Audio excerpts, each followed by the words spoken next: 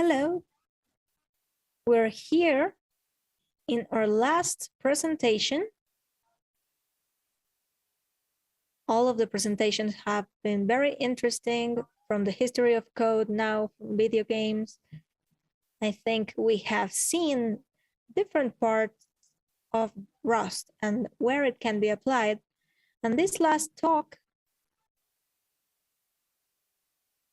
would not be one of those, because Luis is here with us. He's going to talk a little bit about his learning experience and his introduction to the world of Rust, because his profile is web developer with JavaScript and frameworks and weird frameworks. And now he is playing a little bit with Rust. So now, who's Luis? Luis is a software developer in a company called WOS, and he can spend hours perfecting a CSS animation. He has a lot of patience for that. And when he's not sitting in the computer, he is flying in a static trapeze. So now, let's hope that that trapeze is very nice for you, because that is the Rust world. And the floor is yours. Hi, Yuli. Hello. Well, I am going to talk to you about how my journey has been and how I felt that I learned Rust by accident. So Yuli has said something about me. I am normally called Wicho, and you can find me in Twitter, but I am more a gossip consumer instead of content creator. And I have a little kitty, and I am the kind of person who wakes and grinds his coffee every day, just for context. So everything started with this question that was, have you heard of Rust? And I answered like, what? Rust? Yeah, Rust. It's a very fast language, compiles as fast as C. And I said, wow. And it was very safe, very memory safe. But what really stood out to me was the WebAssembly, because I come from web development, and I thought that that sounded very nice. I was very excited to learn Rust. So I started looking where to learn Rust, because it is a new language. So I found with what I believe that everyone here knows at the time of learning, and that is the book.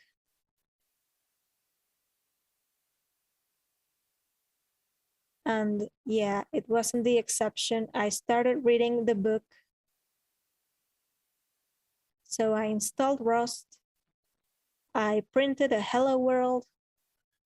I started reading about the borrow checker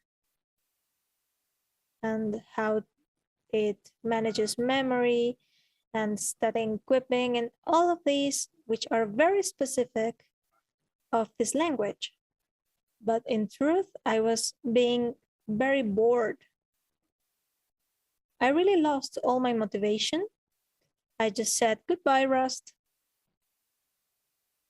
It was very interesting to learn, but I didn't have really a reason to learn, particularly because it was just about reading and reading, and I wasn't really working on the project in Rust. So I said, well, that's it. I will continue to just work on the best language in the world, JavaScript. No, sorry, I'm joking. And this reminded me a little bit of school, because there I had to learn biology and chemistry and all of those things.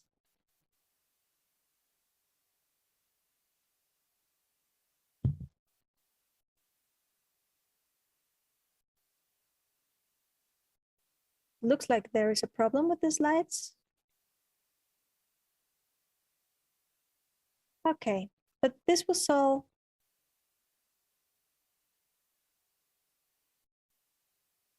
something that I would study for an evaluation. But in the end, I really didn't want to do that. And I just self-imposed that on me, like I would learn Rust. And it didn't work for me.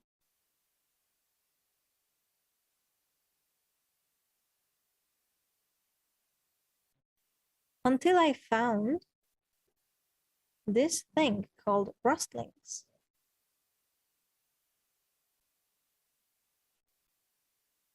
And I thought it was very nice because it has all the exercises and I could learn better.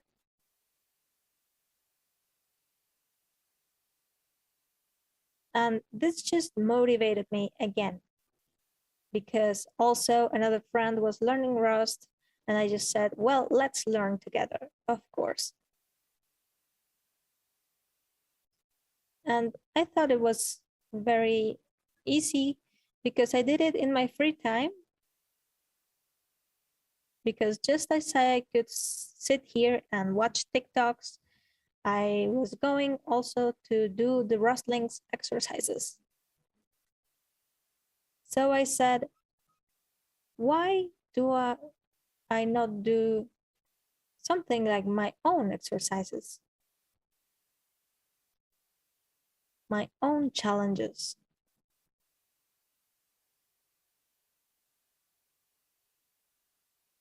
I think I've broken the slides. So I remembered a project from university, which was tic-tac-toe.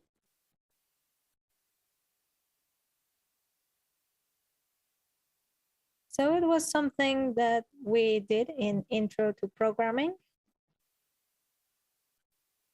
And I said, well, I'm going to do it in Rust to see what happens.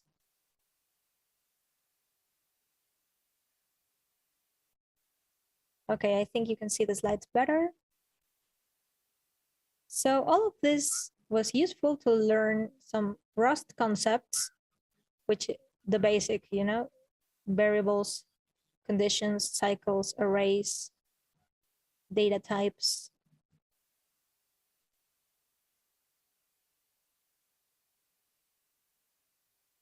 And here we have an image of what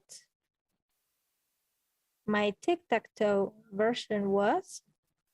It was not validating if I was going out of boundaries.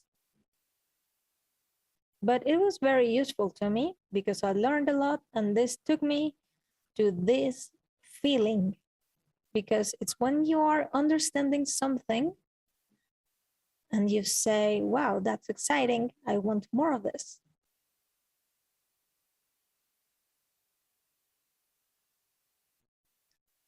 So from here onwards, I said, I am going to do something more complicated. I am going to build a Sudoku, which implies more topics, recursion, algorithms, somewhat obvious without caring much for language. But I had to just deal with more Rust concepts, which are different to what I'm used to with JavaScript, such as structs, modules, crates.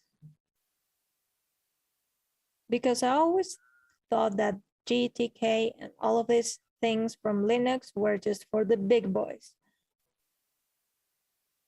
Perhaps you want to just ride the roller coaster when you're just 6 years old. And I was scared.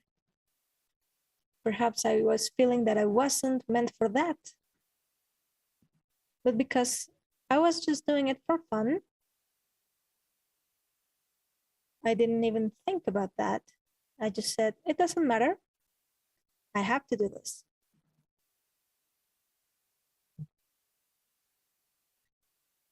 And while I was developing the Sudoku, I just had that feeling again, and I wanted more and more. I want more Rust because I am just grasping it.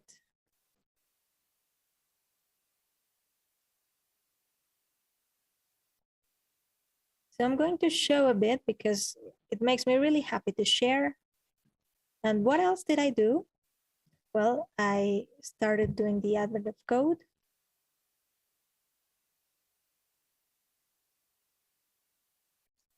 And there I learned more things. But something that I found really important about this was that I felt that I was becoming fluent in the language. I wouldn't have made it without Rust Analyzer and these tools that allowed me to make my ID very tuned for all of this, to take me by the hand, and I am really thankful for that. So I learned to open files, close them, to learn unit testing, because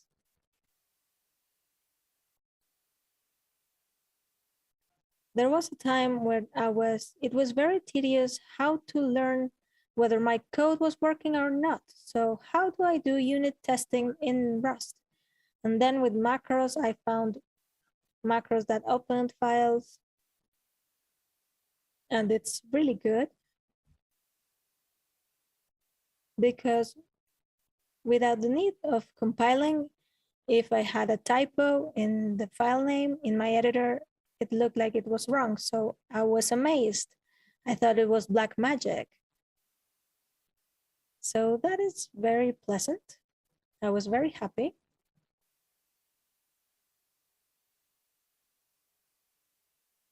So I'm going to show you a little bit of my Sudoku. Overall, it's not the greatest thing, but I am very excited because I had theory that there wasn't a Sudoku game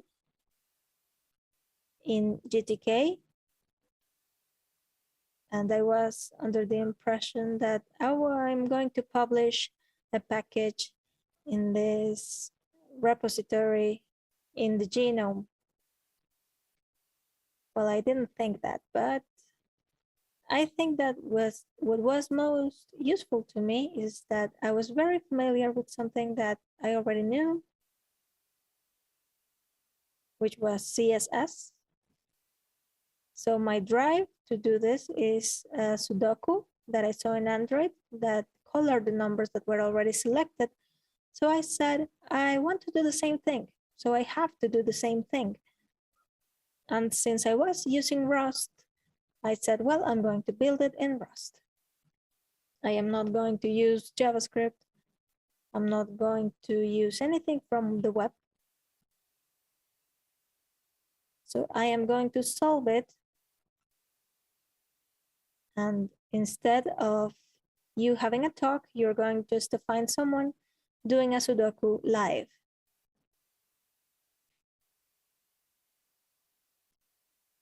So here's a 9, for example.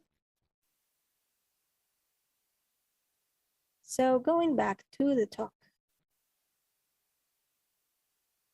After having finished this project, I didn't want more coffee, I just wanted more Rust. So I just started using Nano to make generative art. I made a couple of things. The repository is going around. And I learned many things in the way, particularly that they weren't about Rust. I mean, I did learn the language, but I learned more things. But at this point, something really interesting happened. And that it was that I already know Rust, but I I wasn't warned about this.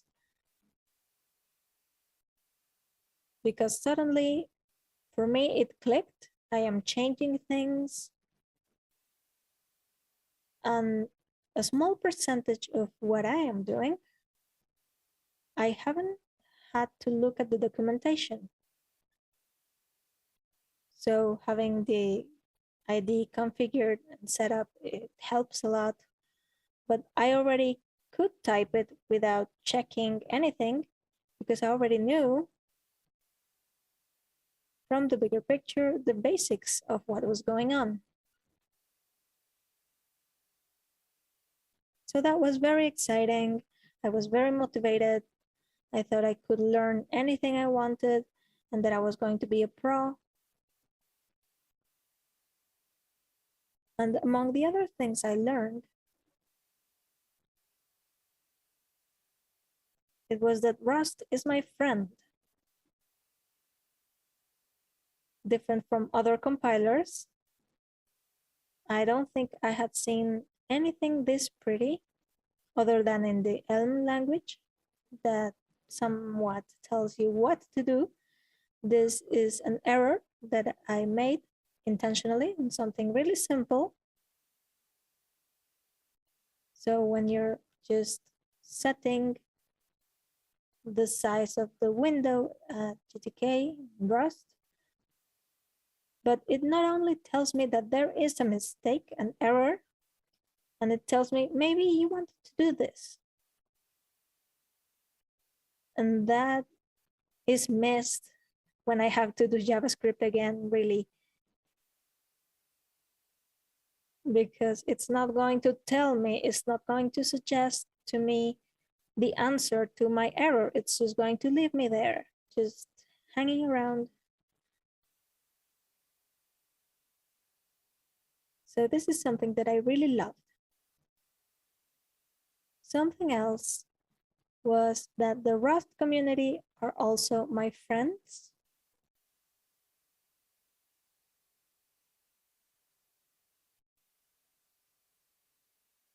Because I'm a person who looks all over the documentation. Because on the one hand, it is about the challenge of solving a problem by yourself. And the other part is just that maybe it's there.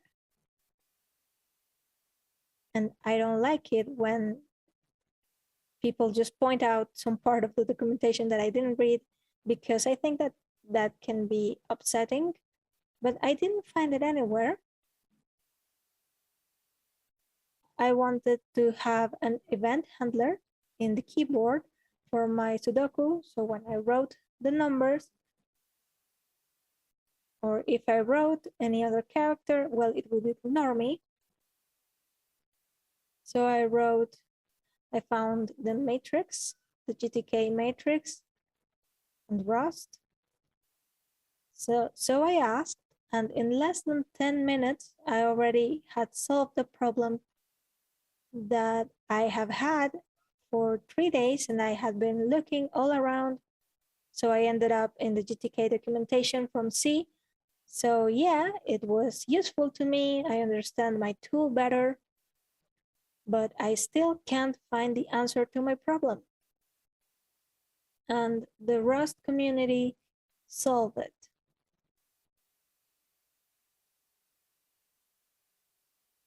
So when I was making this talk, what happens here is that you learn by doing. So I started finding out about what is learning by doing. So I found this person with Creative Commons license. And he talks a lot about what is learning by doing.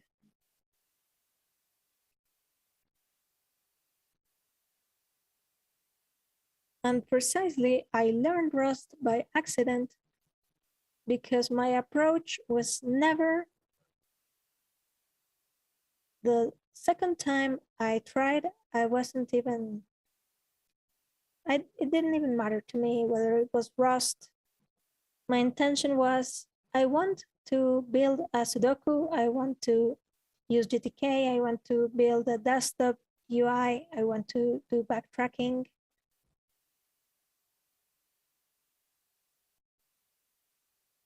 So after 3 months, well, I just knew Rust. It was something that happened, an incident. I even found a paper, to my surprise, about education, legal education, and how they proposed doing instead of just learning the theory, just going out to the real world and just entering trials to create some learning experience that is incidental. And that is true, because when you learn to ride a bike, well, you don't read the documentation of the bike. I think that the only thing you can do is just to ride on the bike or get behind the wheel and learn to do it. There is no other way.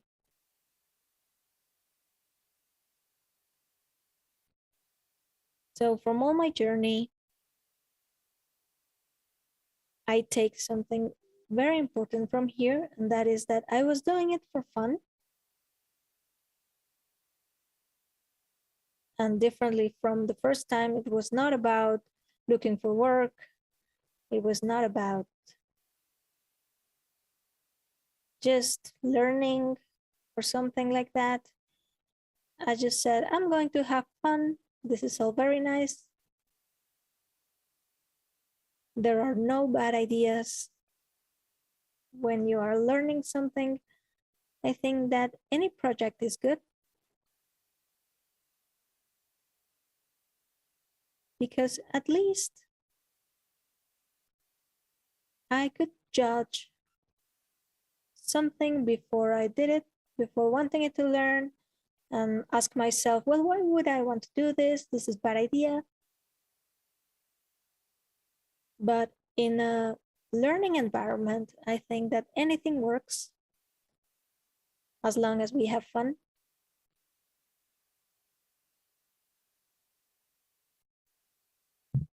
So overall, this was an invitation. So if you come from other programming languages, or if you have never programmed, or you are just learning to program, just program in Rust. And you will see that it is very easygoing, this experience. It is not really that easy to learn. Many times I just wanted to throw away my keyboard and break my display. But do not be afraid. The only way you're going to understand Rust better is programming in Rust.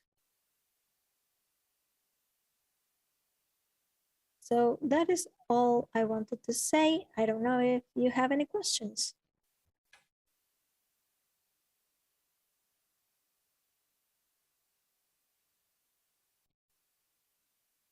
The audio is not coming through.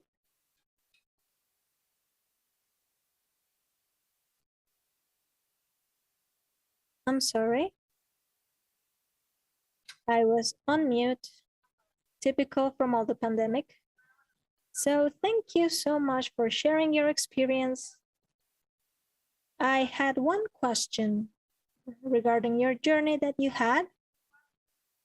What was, for you, your learning curve, your greatest learning curve coming from JavaScript, HTML, CSS, to move to the background to start learning Rust? I think it was memory management. It reminded me a lot to the university, because in C you could manage your memory with pointers. But I didn't do that a lot, just to pass the exams. But it was different then because borrow checker, I feel like you can do things, but I'm going to give you very specific defaults to prevent you from doing dangerous things. And getting used to those rules were so, I was thinking, why are you so strict? I want to do what I want to do. So let me do it.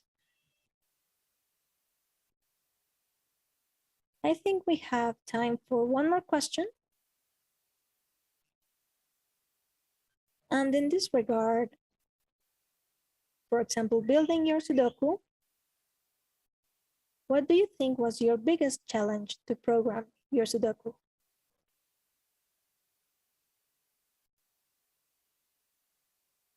Besides memory management. It was between making the borrow checker happy on the one hand, and on the other hand,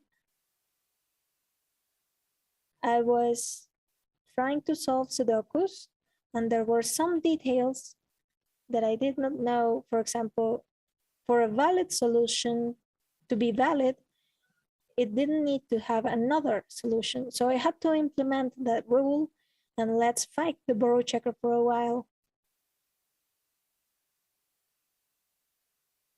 So the rules regarding the compiler,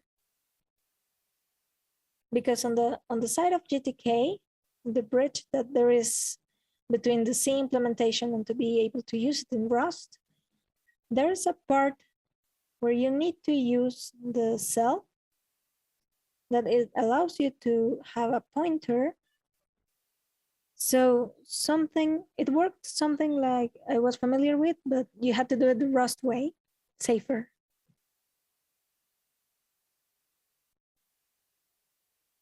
Well, yeah, it's just an entire experience to make that switch. Because yeah, I am more front end. So now let's go to the big boy things, And I think we are already done. Thank you so much, Luis, for being here with us to share your experience. And to finish, what could you tell the people who, like you, are changing their experience from one language to the other? Or if you want to encourage them and invite them so that just like you, because you look a little bit nervous. So inviting them to come and talk about their experience in these types of events. Well, I think that just as I said, the only way to learn to present is also doing. So I thought, well, I also have to go there and learn to make better presentations. So don't be afraid of Rust. Compiling a language, it's not something to be scared of.